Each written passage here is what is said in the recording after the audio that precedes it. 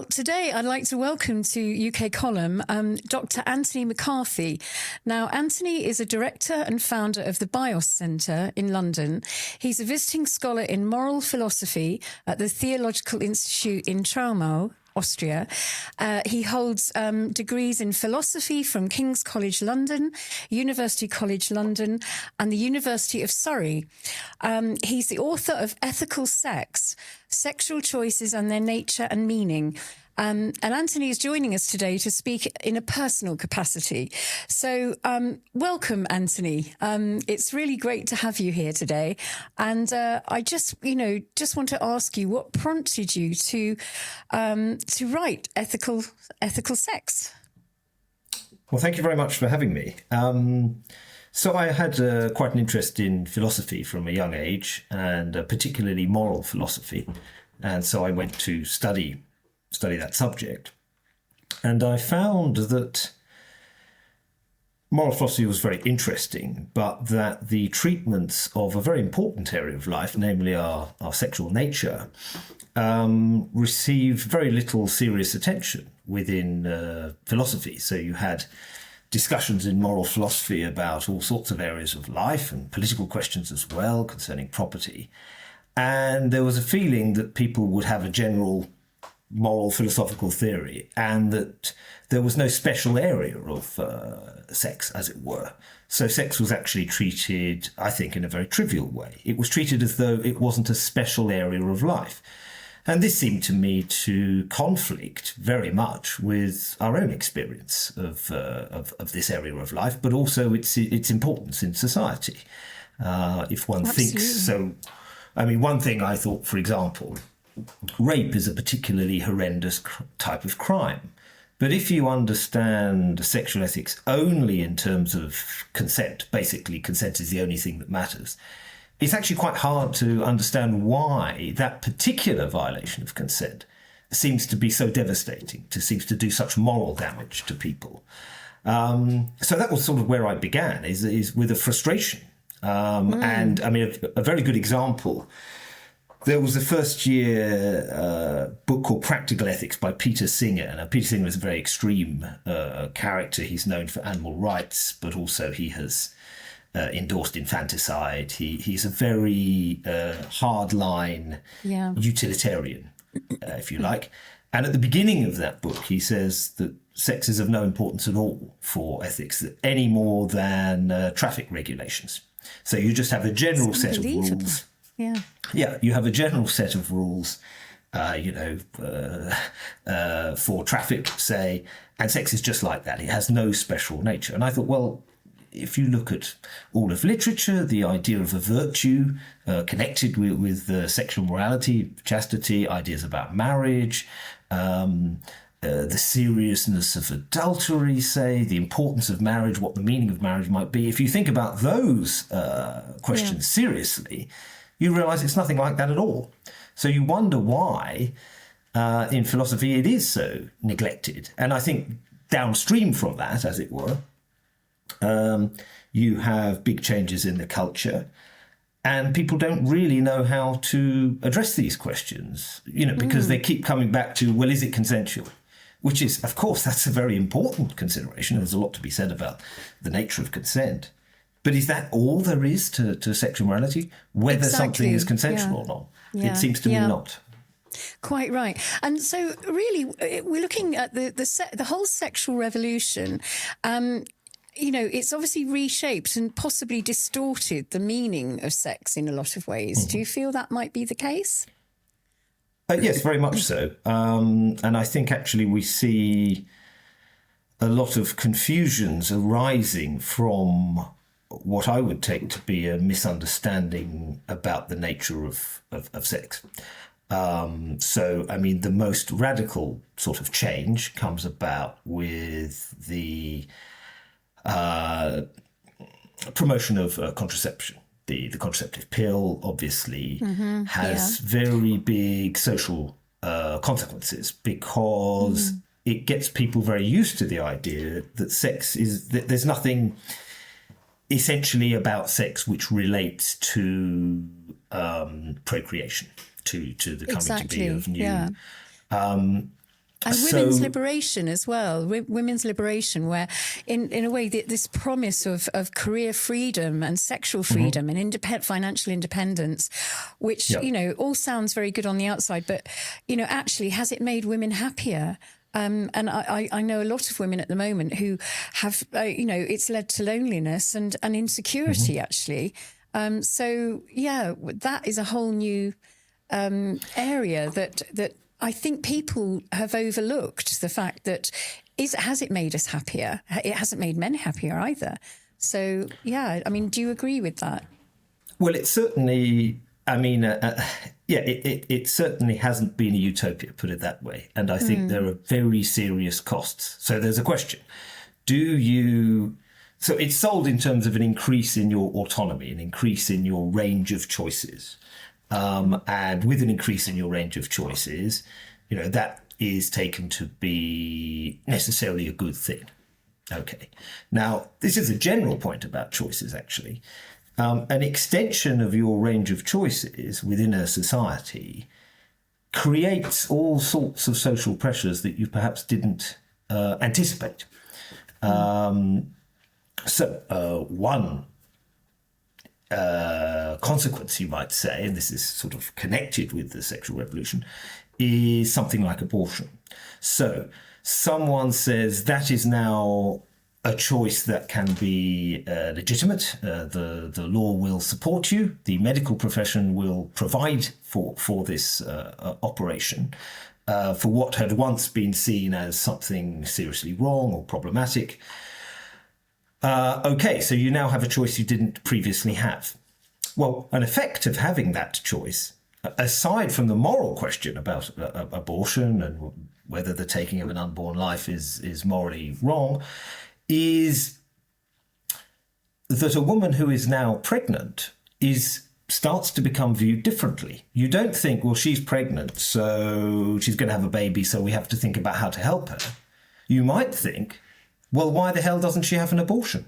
That's an option for her now. Yeah. So suddenly there's a social pressure that wasn't there before because something was seen as not an option. So it's not a straightforward thing. Is that what you're saying? It's been normalised to almost devalue life, yeah. Well, the baseline assumption changes. So the baseline assumption before was this woman is pregnant. And then hopefully you think, well, if she's going to have a child, she will need some support. What is the best way of supporting that?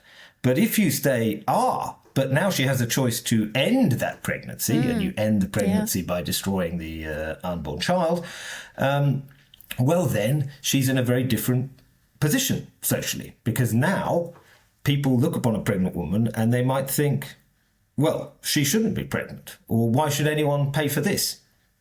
Therefore, she should go back and destroy the child. And I think this sort of thinking about autonomy is very dangerous. We also see this with end-of-life debates, actually, that, well, why are you choosing to stay alive when you could kill yourself? Okay? Exactly. If the law changes, it changes the social pressure and the expectations upon people. And those things, I think, are underestimated. Mm-hmm. And also we've got this the demographic collapse in population in the Western world, where this is really having quite a devastating effect. Birth rates are falling, marriage is collapsing, and many women do end up childless because not by choice, but because of circumstances, as you've just of course. Illustrated. So, what does this reveal about our culture's moral direction at the moment? Well, I think by, as it were, removing the reference of, or the association between sexual activity and the coming to be of children, you remove an awful lot of institutions that traditionally did surround that. So the first thing you do, in a sense, is you weaken the very idea of marriage. So if you think that marriage is about a man and a woman engaged in a lifelong partnership for the rearing of children. Of course, not every marriage will have children, but a couple are engaged in a procreative and a unitive kind of act, which is the kind of act that can bring children to be. if you completely and radically separate the idea of sexual activity from the coming to be of new life, children, you actually radically change the very nature of marriage, because marriage it's no longer obvious why marriage should be, for example, lifelong. That is very, or indeed, if we're going to push it to the extreme, or indeed between two people of opposite sex, because there is no essential relation of that institution to the child. Whereas traditionally the idea was marriage is built around a particular kind of act, namely a sexual act which is open to the possibility of new life, of children. So the institution, as it were, is built around that understanding. And that's very, as it were, child-centric. So the idea is that parents are for the child, as it were. They are striving towards a child, and they, in some sense, serve that child. Now, that gets reversed if you change the nature of the institution and the act. If you change the nature of the act, it somehow loses its rationale to some extent, because you're now engaged in what's called sexual activity of some kind, which has no relation to children and therefore no relation to a traditional view of marriage at all. So why should it be contained within marriage? Do you feel that also, can it not, within the family framework, can it not just be also an act that brings people closer and develops a deeper understanding of each human being, the couple? So it's although the reason, the framework is the family and the children, but it is also hopefully deepening the connection between the two people that create that framework. Would you agree? Well, absolutely. Yeah. I mean, they're not. Yeah. I certainly wouldn't separate them. I mean, someone who's overly focused on children and forgets about the union of the couple is doing something very wrong. In fact, there are two ways of going wrong, it seems to me. One is over-focus on childbirth and just having children and neglecting the marital friendship, as it were, and the union. Yeah. The other is to only focus on that and to deliberately exclude from that the possibility of children and changing the nature of the sexual act so that it doesn't do that. So, I mean, the idea of marriage was that you have this lifelong commitment where you really understand the other person is irreplaceable in some sense.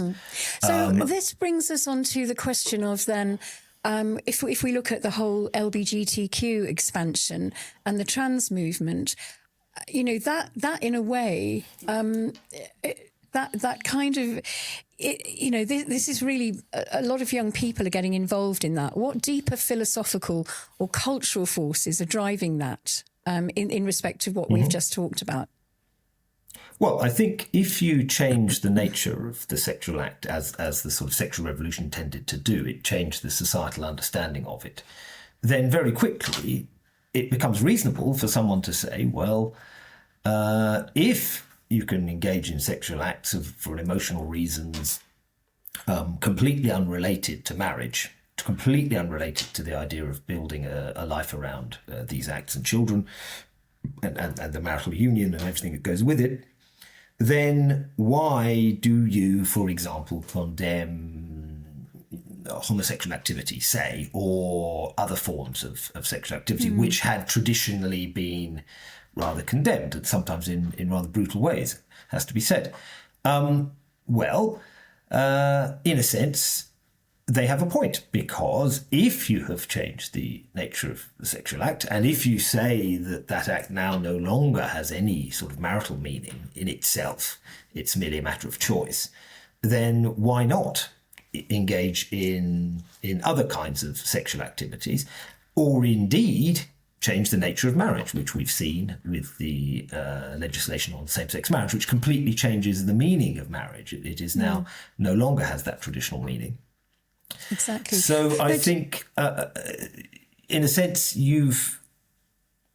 these things, as it were, follow logically. And it might take a while for society to develop. But as we've seen, once you've changed this, you do get these sort of changes in the LGBT area. But you also get confusions now about the very idea of gender.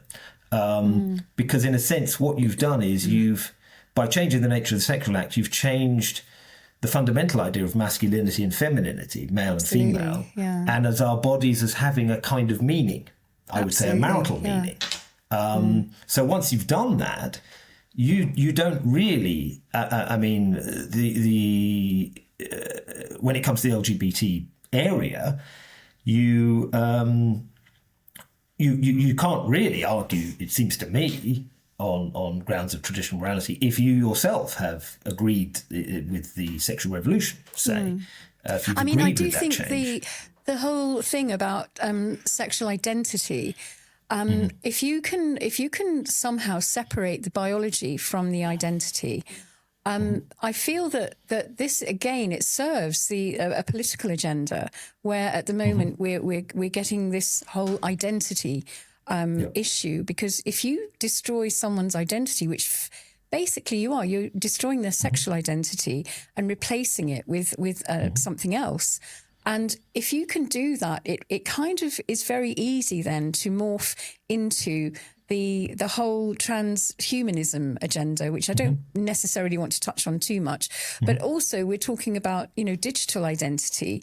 If it's all kind of wrapped up with understanding who you really are, and if you're changing the biology that you have, there's a danger of it being almost controlled into a different way. Like when you look at the whole internet of bodies and the digital twins that they're creating. So it does serve a purpose in the broader, if you like, technocratic sense. Yeah. No, I think that a lot of it stems from a downgrading of the idea that our sexual activity has a certain kind of meaning.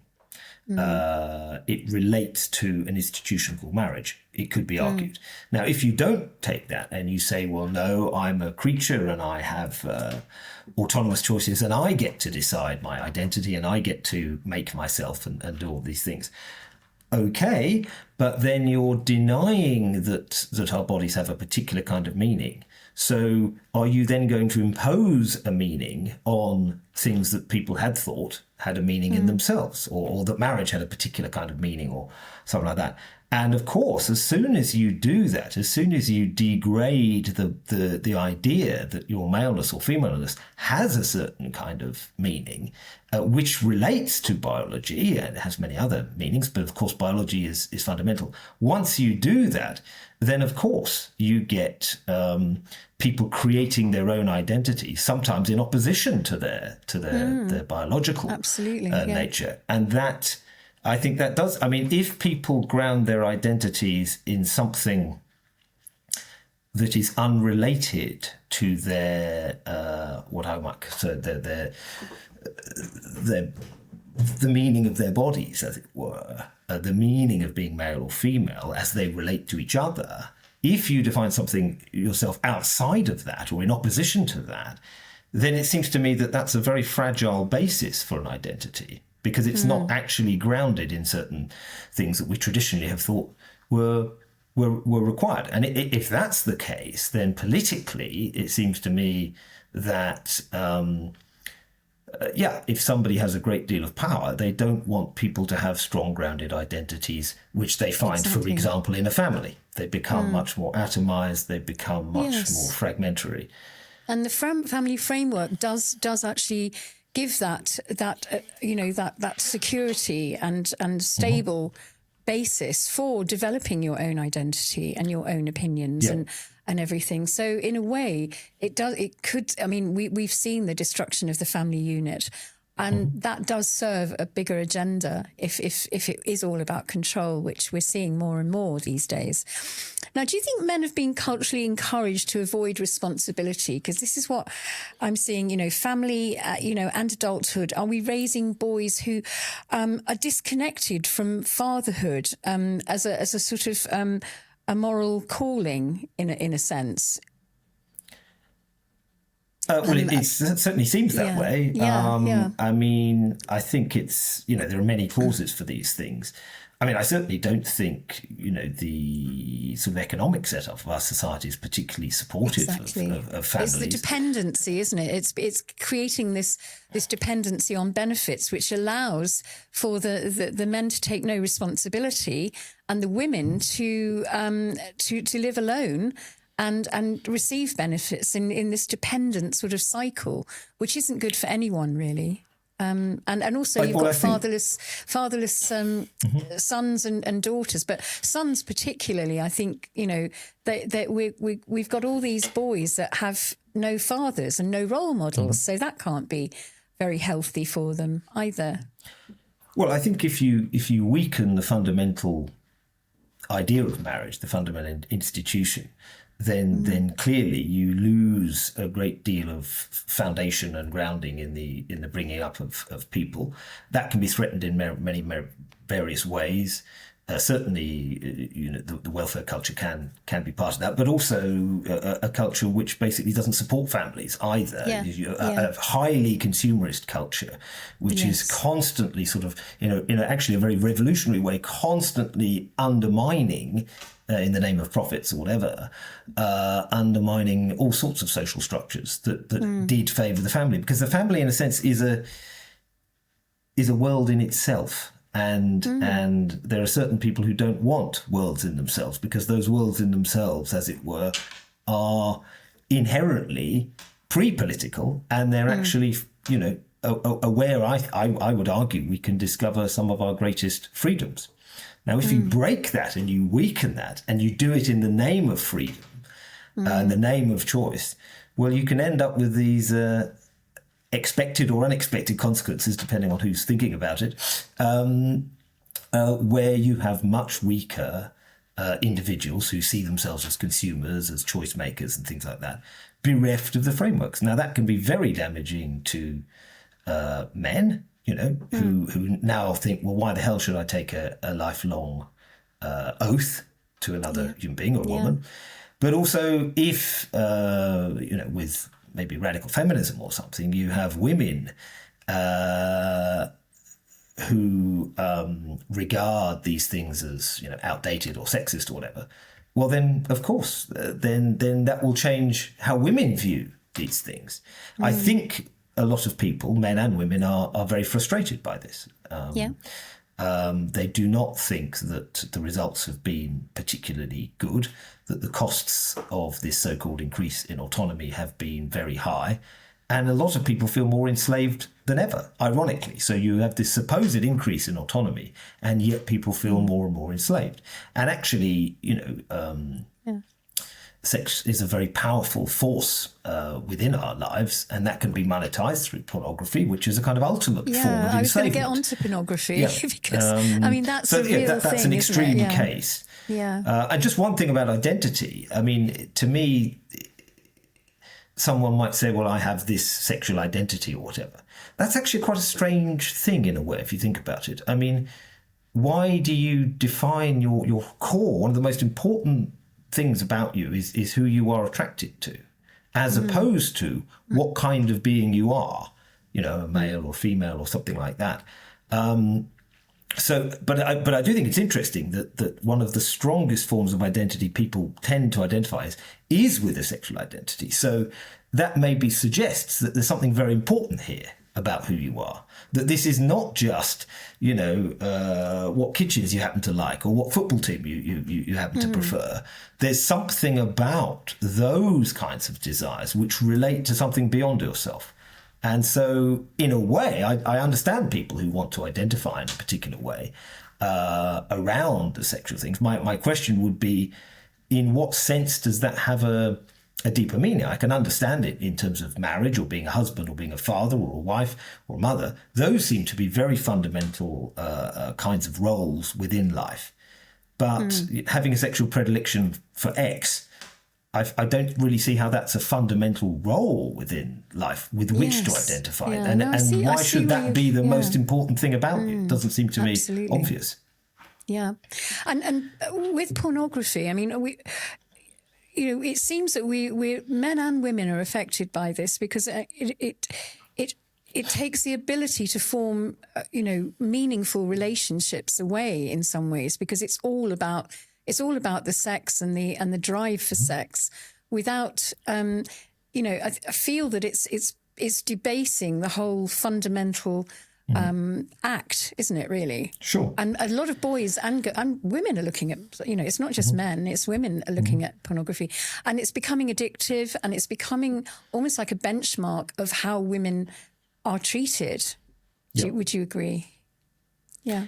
Yeah, and it's also it's a dangerous fantasy, and the danger of fantasy is that it pretends to be real, and then it starts to affect what you think. So you cease to see real men and real women of the kind you might form a relationship with, and also it's also completely sterile. It's sort of skimming pleasure of something, in this case something unreal, but you're engaging your sexual emotions. Now, I think those emotions actually, ideally, relate to another human being who you love and nurture and cherish. Yeah. In a sense, that's why they're there. Absolutely. But of course, you can distort them. And of course, the irony is that, almost, an awful lot of people, ordinary people, even if they use pornography or engage with it, they don't actually think it's good. So you hear this thing, well, lots of people use it. Well, lots of people lie. Lots of people we all do all sorts of things that we maybe shouldn't do. But that doesn't mean we think that that's a good thing. So this pretense that this is a normal good thing. And I think it's very striking that a lot of people who complain about moral changes in society, moral degradation, they don't want to do anything to tackle this particular industry, which seems to me almost entirely harmful industry. Exactly. Which is run by people who basically want to enslave people. I mean, within the industry itself, if we can call it an industry, are horribly mistreated people who are often in extremely depressed states. And that's sort of swept under the carpet. So I think actually a serious person who wanted to resist certain kinds of tyranny should be attacking also those kinds of tyrannies, which are horribly enslaving and damaging to society at large. And when you look at pornography and how easily it could be regulated, particularly youngsters are looking at it. There should be some way of preventing children from actually accessing pornography. If they don't have parents that are safeguarding, then they will have access to it. And what's interesting is just only this week the government have their remedy against what they say is violence towards women and girls is to have boys of 11 years plus to have lessons in workshops within school to address their deep-seated misogyny. So how does this an 11-year-old boy is then put into a lesson or a workshop in school and told that he's got deep-seated misogyny and that he's bad and that they need to learn how to respect women, which, how do you think that will sort of influence a young boy being told that he's bad? He may not have even thought about misogyny, but he's being told because obviously this is their way of addressing it. And I personally think that, you've got all these influencers like Andrew Tate, who's been influencing young boys into this kind of misogyny. Why isn't something done about that and pornography, rather than giving them these poor children some sort of guilt trip about being bad?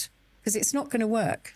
No, it's outrageous. I think, particularly at a very young age, people are very impressionable, and often you're putting ideas in their head that they never had. Yeah. But the hypocrisy is incredible because you have a government that doesn't really want to do anything about, say, for example, pornography or, all sorts of problems associated with it.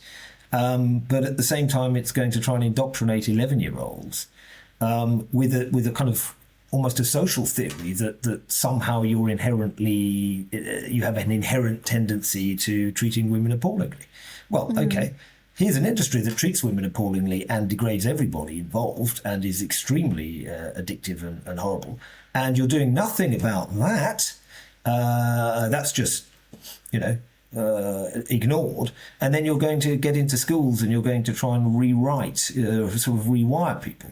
And I think it's very damaging generally to have this idea that somehow, you're a wicked person who needs to be re-engineered when you're talking about an 11-year-old. What is it that you're offering the 11-year-old? You're offering them some sort of condemnation of something that is hugely turbocharged by an industry that you're not going to do anything about. Exactly. So what needs to be recovered for a genuine moral sort of almost a renewal in moral ethics? How would you see that? What would that look like in schools, for instance, or anywhere in society? Well, I think one thing that is always sort of worrying in schools is there is sometimes a sort of mistrust of parents. So there's the idea that you can't trust parents, the school knows best. But actually, the child's primary education is within the family. Now, of course, there are families that are not great, very fragmented, or bad parenting, whatever. But the presumption should be that the school is, as it were, in loco parentis, but it's doing something on behalf of parents, as it were, when they're at school. Not that the school, informed by a state wanting to push out certain messages, is somehow the primary carer and influence for children. And these stupid parents need to be sort of retrained or reorganised. Generally speaking, parents are the look out for the best interests of their children.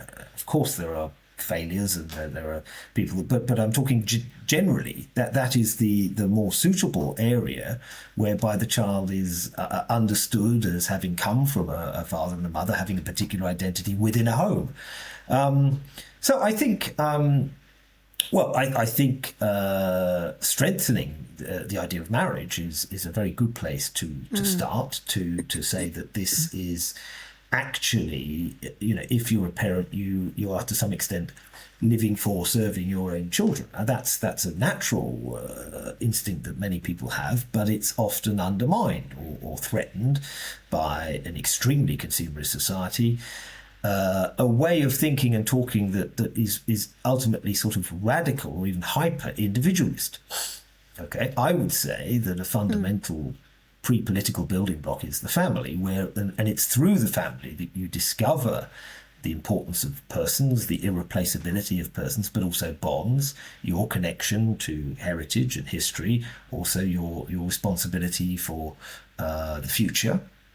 If you have a sort of hyper-individualized society, which is encouraged, I think, in part by the kind of economic arrangements that we have at current, and by the idea that basically if someone desires something, it's good, regardless, unless it can be shown to prove very obvious sort of certain kinds of harms, it's fine, it's good.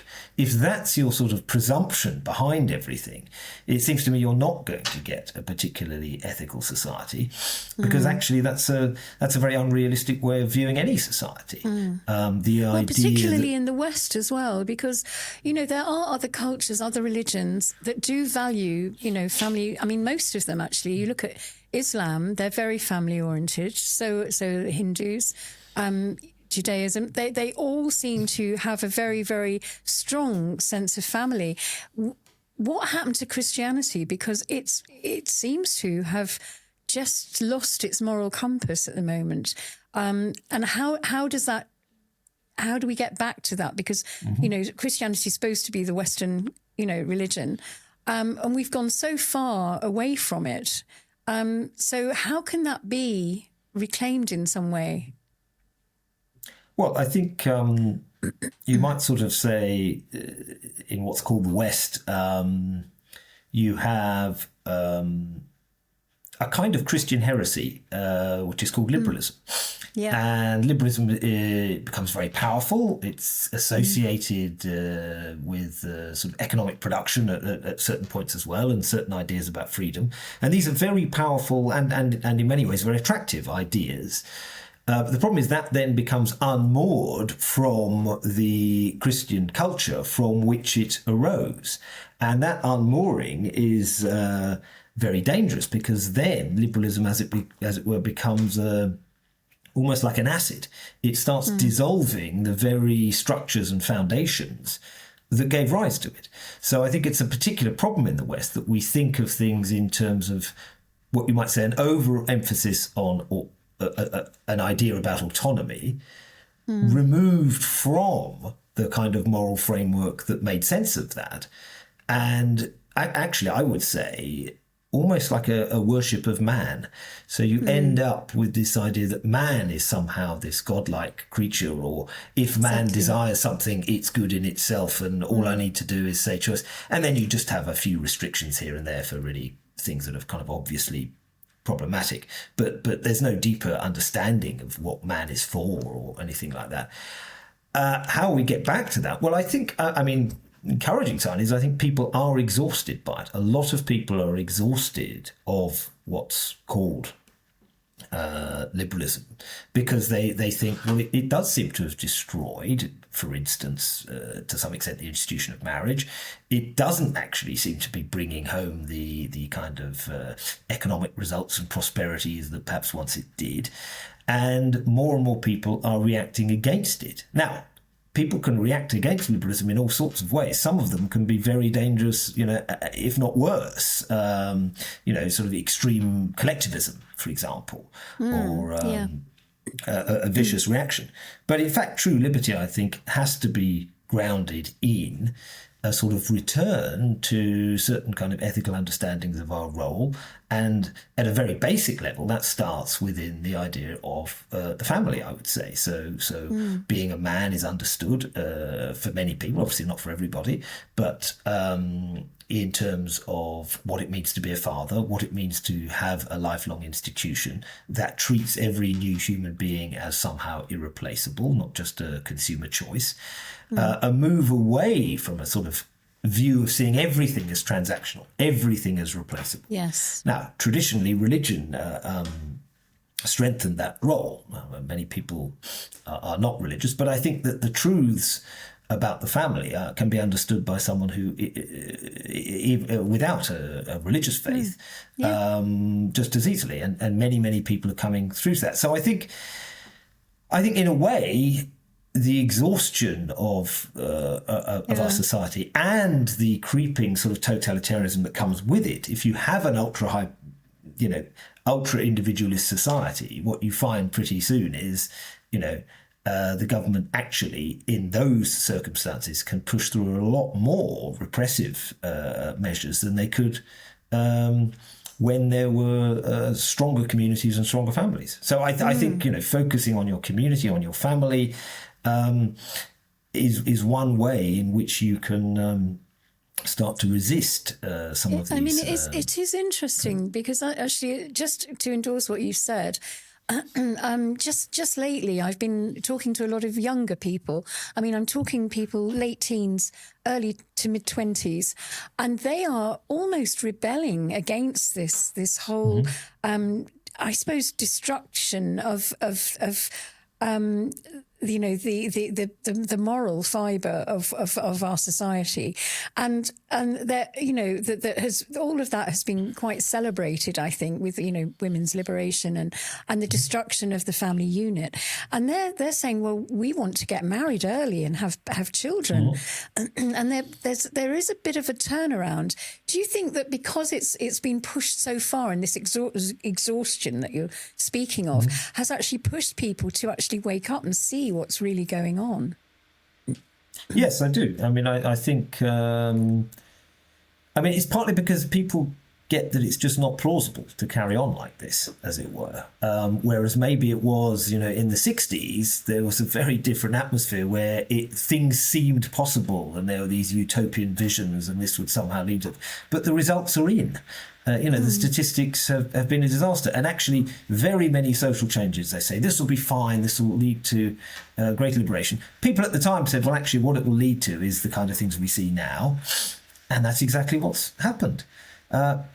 Reality, as it were, will not be mocked. So, you can live in this fantasy world, but it's now... it's very obviously a fantasy that if you have mass sexual liberalisation, you have a utopia. There are the costs all around us. And a lot of people, you hear this sort of people talk about boomers. There's a kind of resentment, I think, amongst young people that a particular generation, or elements of a particular generation, bequeath them a huge amount more insecurity. Because all of these things have other effects, including economic effects. So okay, great. We've had sexual liberation and now you can't buy a house. Great. You have all these things that you expected that you might have, and instead of which they've been sold down a river. And actually, I think there's a story to be told about the what you might call the left, or has shifted from economic concerns, which many of which I think had some legitimacy, to, as it were, sexual liberation. So you end up with a sort of split within the left, where it's sort of lifestyle liberalism, which is extremely socially costly and economically costly and destructive, and traditional concerns to do with the economy are put to one side. So ignore all that. And then you have a sort of, you have an extremely ugly culture where there is no really serious critique. But what I think a problem with some people on the left is that they have, as it were, adopted a sort of extreme lifestyle liberalism kind of view, and undermine the family and things like that. And at the same time, they complain about the economic situation. Well, these things are linked. If you have stronger families, if you have an understanding within society of paying people so that they can bring up a family, of allowing housing not to be sort of insane. And a lot of these problems have come about precisely because traditional structures have been destroyed. So it's a terrible mess. But I think, as you say, people are waking up both to the economic disaster, but also to the fact that maybe, just maybe, jettisoning some traditional moral ideas of jettisoning Christianity and things like that actually leads to much worse results all around. Yeah, do you feel that maybe religious education should be really quite focused on in education? Because just recently, Northern Ireland, the Supreme Court ruled that RE was actually not going to be. They said it was illegal to actually teach RE in Northern Irish schools. So that is a massive turnaround this is something that we're facing at the moment, where it's almost being, Christianity is being cancelled. Do you see a lot of that at the moment? Well, certainly I think what you have a kind of state religion which is promoted. So, one of the sort of deceptions of liberalism is it always claims that it is somehow neutral. Neutral about the meaning of life, or neutral on these questions. But then, obviously, any school curriculum, particularly a state school, will actually be focused on certain kinds of questions, and it will emphasise certain kinds of values.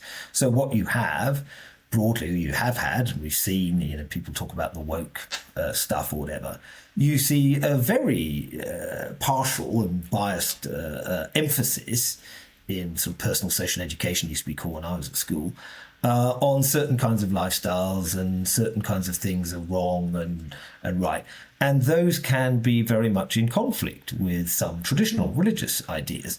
So religion is then seen as a rival to this, as it were, you might say, state-promoted ideology.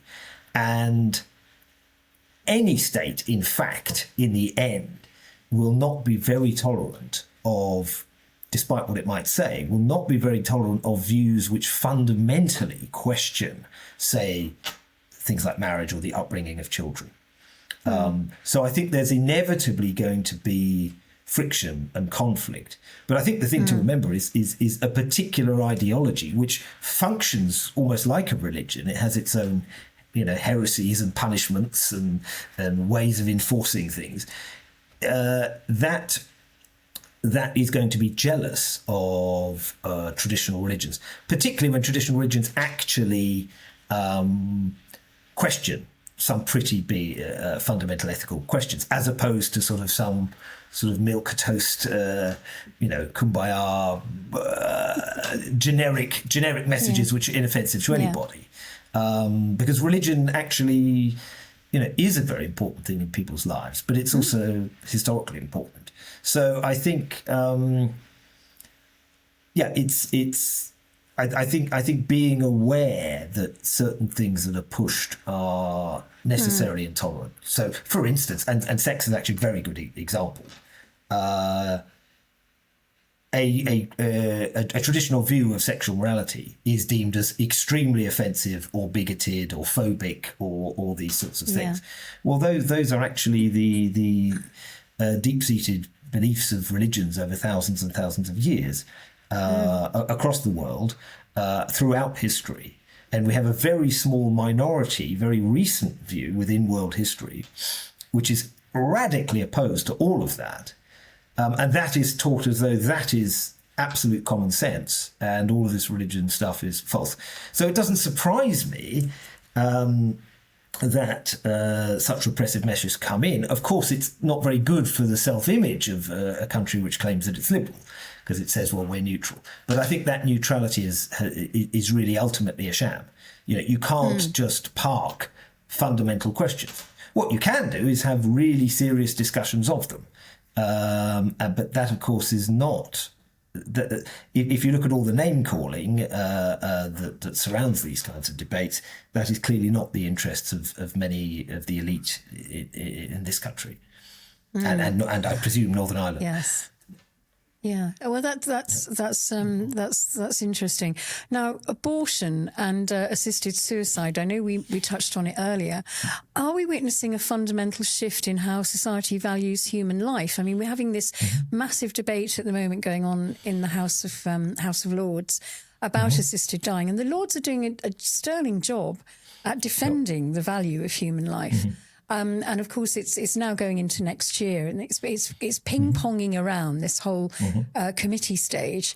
I mean, do you think that it's almost like, I mean, when I was listening to it last week, and they had an issue. They were looking at assisted dying for prisoners, people who are homeless, and also pregnant women, and.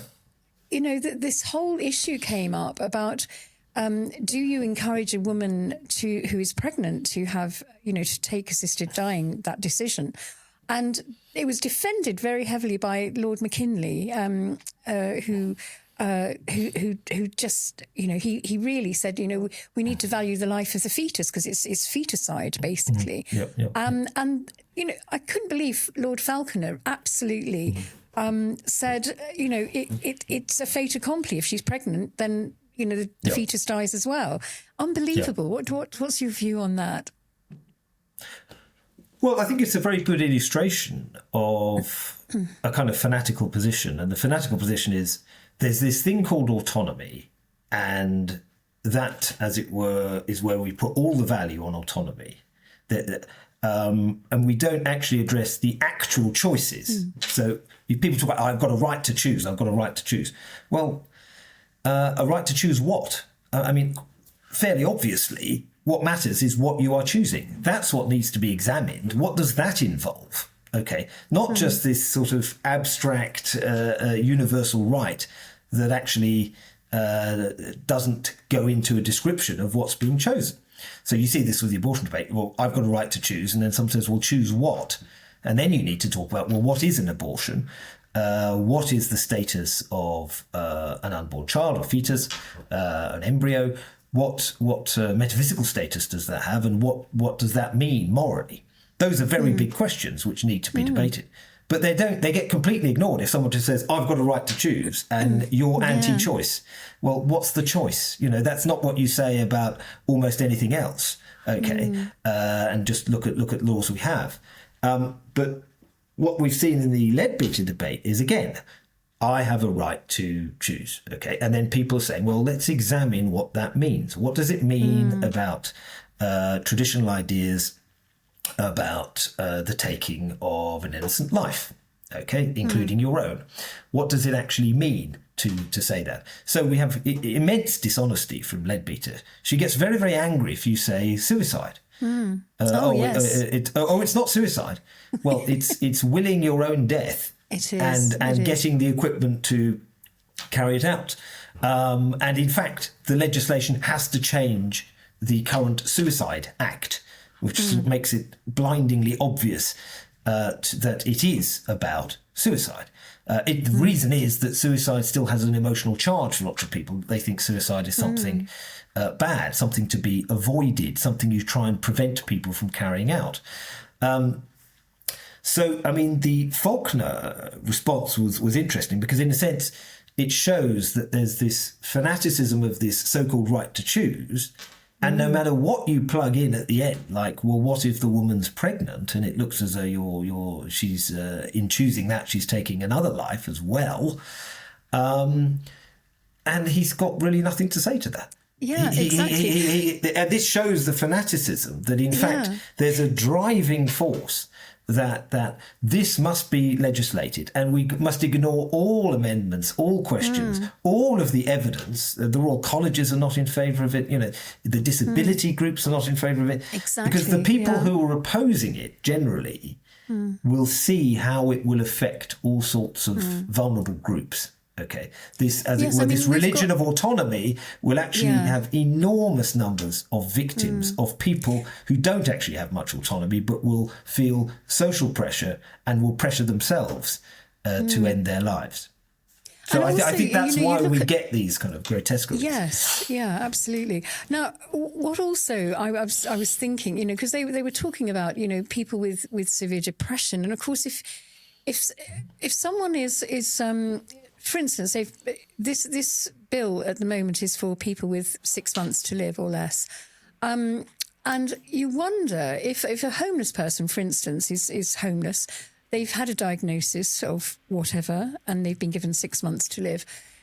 You know, would their view change if they were if someone said to them, listen, let's put you up in a wonderful facility, give you palliative care, and see how it goes, you know, rather than agree, you know, getting them to agree to suicide themselves, basically. You know, this is the same for prisoners and for pregnant women, because palliative care is being decreased. And I think it's a choice because people aren't getting the palliative care they need and the pain relief or whatever. And it's almost like a choice, because do I go through all that pain in an uncomfortable situation like being homeless or a prisoner or a woman who's feeling insecure? Or do I just end it all because it's all too awful to face? Sure. So that's what I'm seeing, to be honest, is there's not enough about, you know, looking after people who have 6 months to live. Yeah.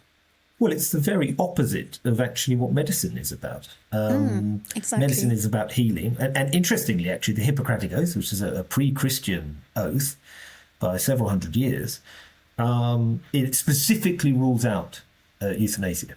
It specifically rules out that as paradigmatically anti-medicinal. Right. It's anti-healing. So the presumption, and indeed it was in the NHS's founding documents, that, you know, you're there to help and assist and preserve life. That's a massive assumption, a societal assumption that will be removed here. Okay. And if you remove that presumption, everybody becomes much more vulnerable. Okay, in very obvious ways. For example, you said if people are depressed and feeling vulnerable, things like that.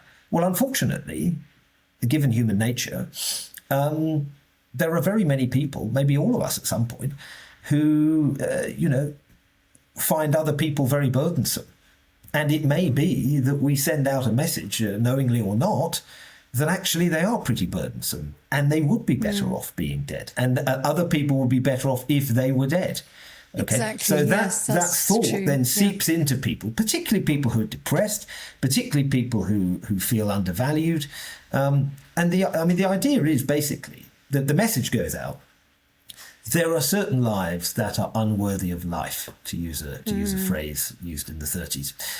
There are certain lives that are unworthy of life. Okay. And if you happen to think that your life is unworthy of life, we will support you in that. The state will say this is a good thing, and we will bestow death on you at your own hand, but we'll give you the means. That's an extraordinarily dangerous change. And actually, dangerous territory, it's isn't it? Very, really? and it should be stressed. There are people many people who are not against, who don't have an inherent objection to suicide, but who see this law as extraordinarily dangerous. It certainly is. I mean, I'm even talking to farmers, farmers with the inheritance tax.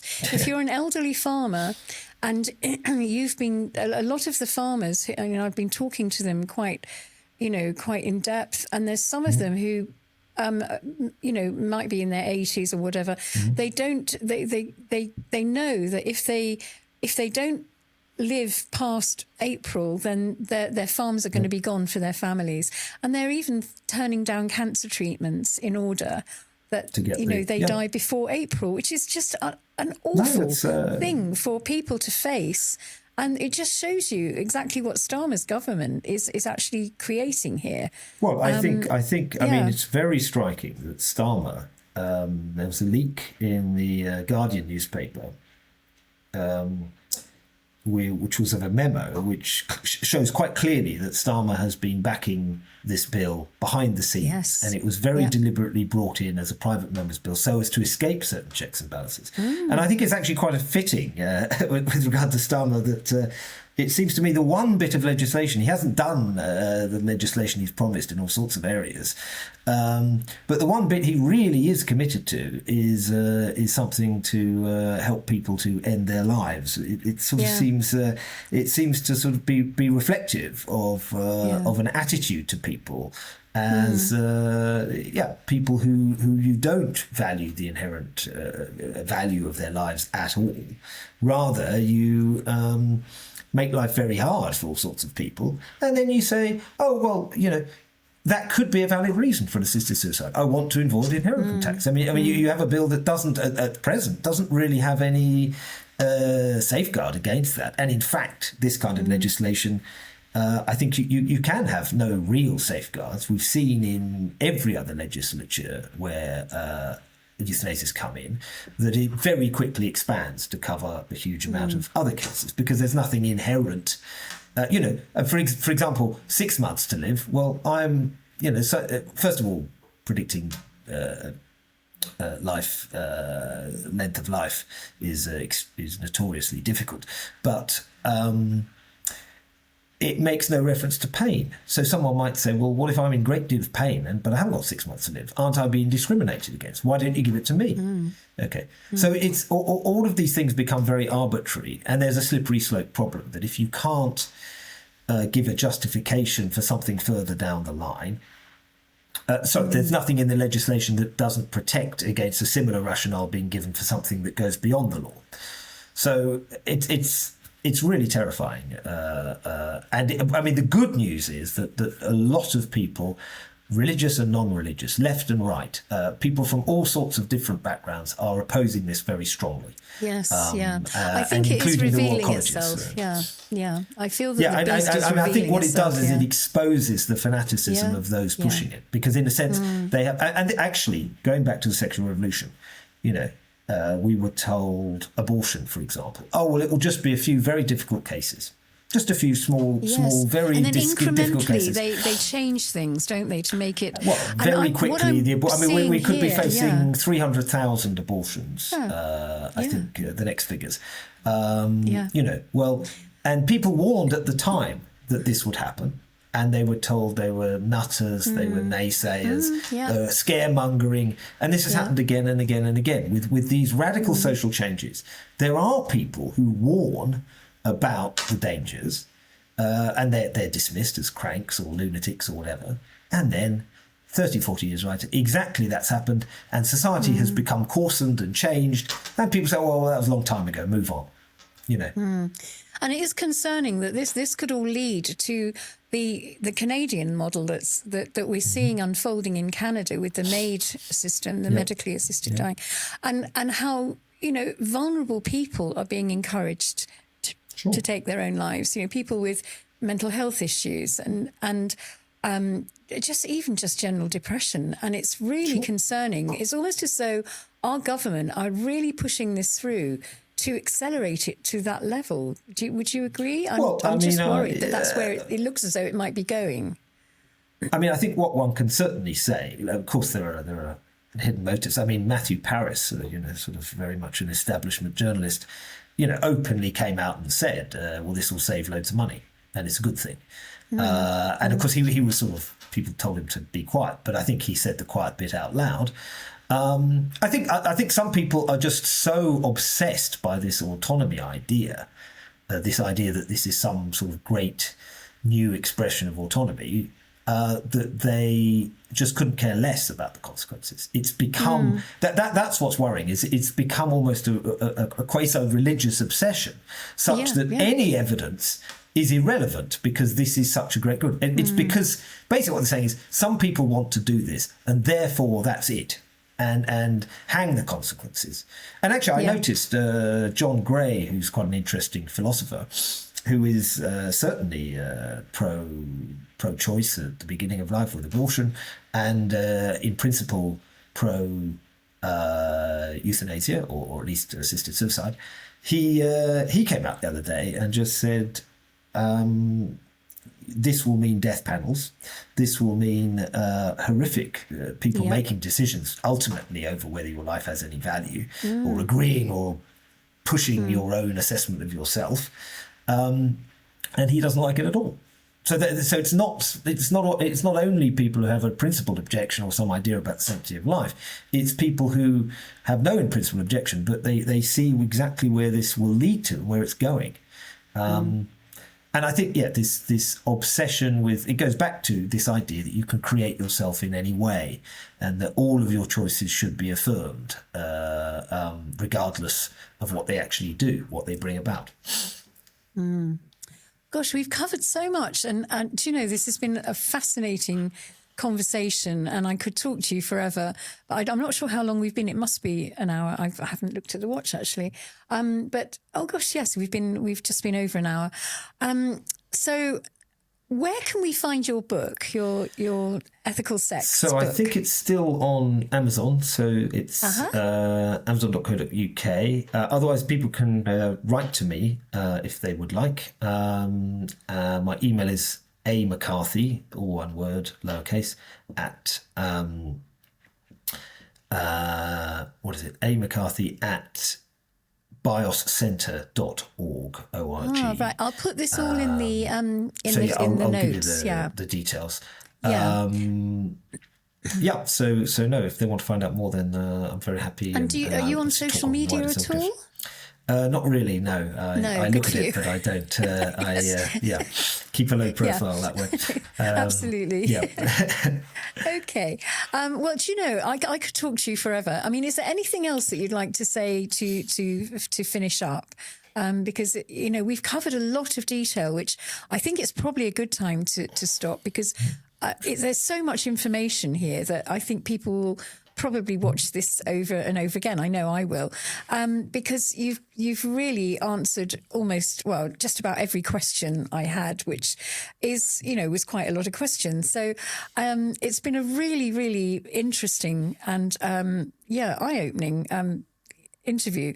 So is there anything else you'd like to sort of say to round up? Is there anything that you'd like to thank you actually very much, and the work you do, but also that I think the debate on many matters is very restrictive, and I think just getting out to people, I mean, you were saying you were talking to farmers, but just talking to people who are actually affected by these changes is extremely important. And I feel as though one of the reasons that certain kinds of legislation can get through or be pushed is precisely because many people's voices are ignored. In the euthanasia debate, that was true for a very long time. It's got a little bit better, but the victims of many things are ignored. So we have a victim culture, but it's only very selected, specified victims who get a voice. So I think getting those voices out is really important work, particularly now, more than ever. And that's true across a range of subjects, because in a way you don't really see the effects of legislation unless you listen and speak to people who have the relevant experience of the effects. So I think that's very valuable work. How would you encourage people to? I mean, do they write to their MPs? How can people almost get a counterculture going on all of this? Sort of devaluing of human life. How can we? How do we write to our MPs? I think I certainly write to MPs. I mean, it is still worth doing, just because the sheer numbers may cause a bit of a shift, and we've seen it a little bit with the Leadbeater bill. Actually, I think yes, but also I suppose making people aware that this is a very significant voice, and that means in your conversations with people, not just letting everyone assume that we all agree on this, because perhaps we don't. And the more you speak up, the more other people will have the courage to speak up. And I think the other thing is, depending on where you are, I mean, if you're in the academy or something like that, write papers, I mean, you need to try and, as it were, change the culture at many different levels. That includes at the elite level, as it were, but it also includes, very importantly, sort of more on the ground, and just speaking in your local communities, organising, speaking up, and also not. I think a lot of people end up alienating each other on separate issues, but trying to remind ourselves that, whether people are left or right or atheist or religious or whatever, there's actually a huge amount of sort of moral common sense, for want of a better word, that people do agree on, and you can use. Yeah, exactly. And that actually unifies you. And once you're unified, you can speak. So not to sort of, you're always going to disagree with people. We all disagree with each other about all sorts of things. Yeah. But there are very, very big questions. And what I'd say is, if you think carefully about some of those big questions, like we were at the beginning with marriage, that gives you some explanation of what's happening in the society. So it's not just a range of disconnected things that annoy you. You begin to have some kind of explanatory theory, and having that means you can tell a story. You have a story to tell, and it's having a real story to tell that has serious content and historical backing as well, that I think convinces people. Yeah, you've really certainly given me food for thought about maybe writing a bit more about this and putting the word out, because it's a fundamental thing about valuing our very life force, everything about what it means to be human, what it means to be alive, and valuing, giving that a value rather than devaluing it, which is what's happened over the last few decades, actually. And I just want to thank you so much for this interview. It's so important, and I can't tell you how wonderful it is. And Anthony McCarthy, thanks so much for coming on, and we'll get this out as soon as possible. And thanks very much for joining me today. Thank you very much, Sandy. Thank you.